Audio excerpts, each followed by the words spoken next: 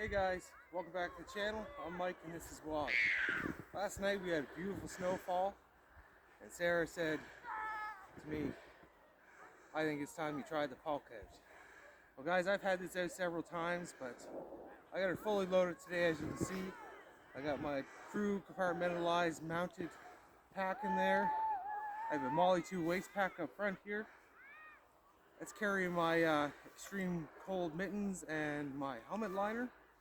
And the cover as well for my sled there. I didn't cover it up because I thought you guys like to see this.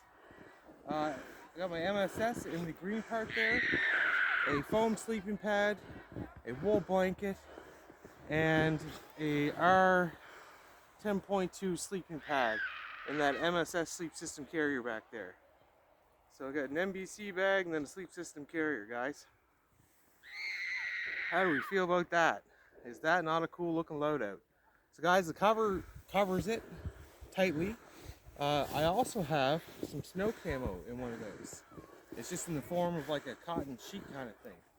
And it's just to cover it all up if need be. As you see, I'm wearing my ECW CS system here today. I have my level 2 on with a sports shirt and my level 2 top. And then I have my level 3 fleece and my Generation 1 parka. And I even have the ruff on the parka, guys. So I want to show you this ruff because it doesn't make much sense to be wearing a camo coat with a white ruff, right? Guys, this is for your winter camouflage. So I am designing and putting together a set of winter whites for everybody. In my latest video, I showed you some mucks there that I got. So I'm going to make a whole white camo suit and we'll be able to cover the sled up too, right? But that being said, the ruff here, that's why it's white. And guys, this thing is badass. You get going in here as such. How do we feel about that? So she's got a wire in her so you can form it whatever way you need to make it work. But when you're wearing your whites, this actually helps hide the silhouette of your face, as you can tell, right? Pretty neat, eh? I don't always wear this on this coat because it's a bit much, but it actually works, and it works great. It creates a perfect tunnel. On my head, I'm wearing a level 2 fleece hat. It's the first time I wore this one, honestly, and I got the gator on here as well. They're both from Rothko, and they're actually who supplied the military a lot of the time for that stuff, so that's pretty normal. It's warm enough. It's not as comfortable as my fleece watch caps, but it is better for this warm condition. As you can see, this is wet snow, guys. This is heavy-duty wet snow. It's fucking beautiful out here, pardon my French, but it just seemed like a perfect day to come out and try this. So we just hiked from the house down to our local park. We do have a beautiful trail system down here, and I'll get in there soon to show you guys that. But I just thought I'd come down here today to try it out and have everybody gawk at us because I'm dressed in full-on camo with a crazy sled and stuff, right? But as you can see, my pulk sled, I have the rail system on it, and this allows me to go up and downhill with a lot more ease than just pulling it on a string, right? And the eye hooks actually mount up, and I got full maneuverability, right? Got a lot of side to side there, and when you're going down a hill, it makes it so the sled doesn't poke you in the butt. You know what I mean? So it doesn't keep trying to run up your heels and stuff. So how do we feel about this? This is quite a kit, eh? I think so. So guys, everything in here, I do have more of my ECW system in there. I have some more layers. I have my fleece pants in there. I got my level 1 ninja suit in there. I got, you know, like I said, my extreme mittens, everything's in there. And again, I have my MSS in there. I have everything I need to sleep out overnight. So where I'm wearing most of my gear here, it leaves me room for a small pack tent and different things I might need for just a camp out, right? But as you can see, she fits in there beautifully. I think it looks cool. And I think Sarah's going to take a little footage of me just kind of wandering across the way here, just so you can see the easy pull on this bad boy. So I just have it on the Peak 1 belt right now. I don't know if I like this. I'm going to put something a little wider. It works good, but it could be better. I think it should be camouflage. What do you guys think? More camo! Is that what it's all about, guys? So yeah, like I said, I'm going to make a little round here, and Sarah's going to take a little gander at me walking down the line. You can see how beautiful it is out here today. All right, guys, let's truck along.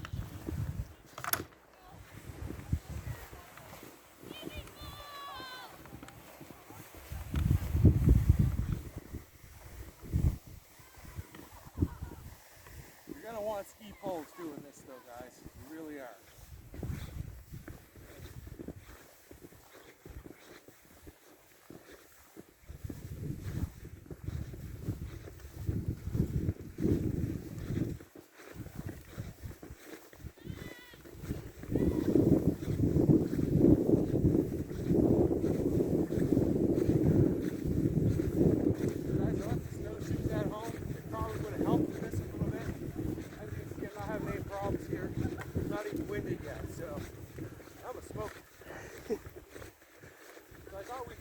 Try crawling this hill so you guys can see the piece of this here. Bring it down one and upwards for you. Huh? Hopefully you don't fall in the cave. There's a little cave for you.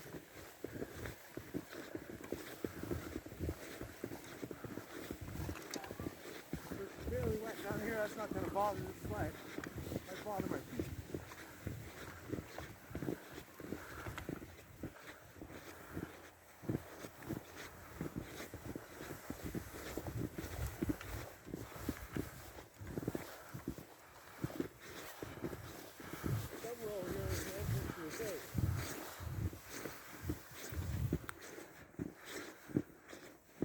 Guys, welcome to Oak Bean Park.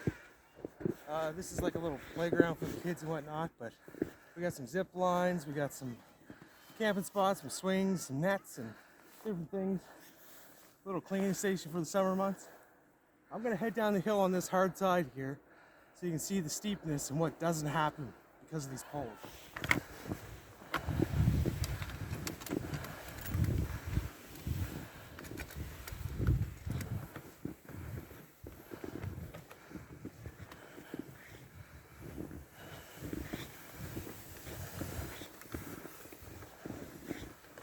Feel about that, guys? That's pretty good, right? So, again, guys, this is just on a belt here. Let's get this off for a minute here. We do have some people glaring at us from the way there.